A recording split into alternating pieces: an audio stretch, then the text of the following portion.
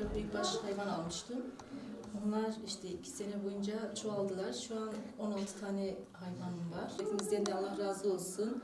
Bu tür şeylerde işte bize yol açtıkları için. Erkenden kalkıp gitmek, hayvanlarla uğraşmak. Daha sonra zamanla alıştım artık. Yani çok güzel yani. Yani zor geliyordu. Evet. Bir bayan olarak yani hayvancılıkla uğraşmak.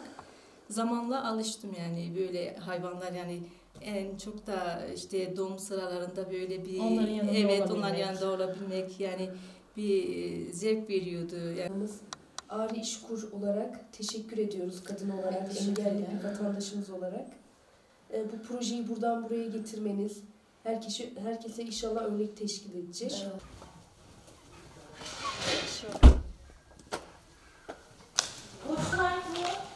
Yok. Nasıl bakımları? İyi insan mı oluyor? Evet, yani sabah nasıl kahvaltı yani çocuklara yediriyorsunuz? Ben 4 hayvanla başladım işe. Şu an 16 tane hayvanım var.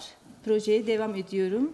Çok güzel, mutluluk duyuyorum. Zaten. Hibe kapsamında 36.000 hibe almıştım. Şikayette bulunmuyorum. Çok da memnunum. İyi ki de başvurmuşum. İyi ki de devam ediyorum. İnşallah daha da güzel olacak devam et. Onlara söylemek istediğim eğer işlerinde varsa, yapmak istiyorlarsa hiç çekinmeden başvursunlar. Çok güzel bir duygu. Onların da aşacağına inanıyorum yani.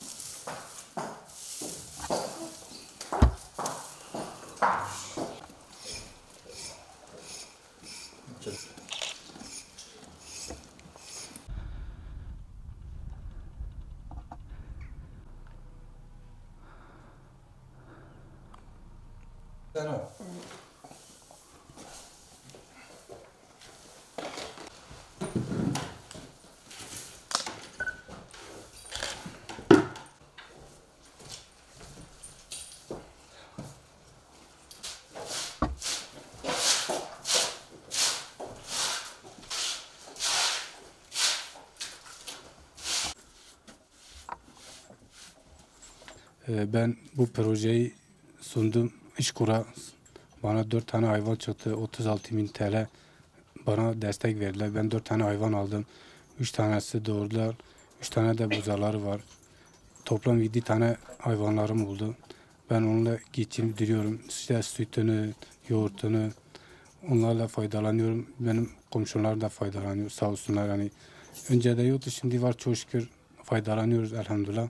Geçinip duruyoruz. Ben onları da davet ediyorum. Gelsinler, engelli olan kişiler gelsinler.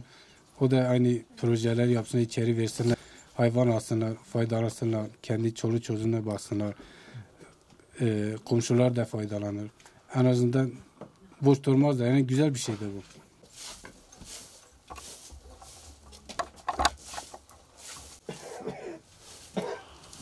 Bizim birinci önceliğimiz olan bizim kurumumuzun, bakanlığımızın, devletimizin verdiği hibe programlarımızın bütün vatandaşlarımıza yaygın bir şekilde yaymaktır. İşkur olarak biz iş gücü piyasasının, işverenin, işsizin her zaman yanındayız.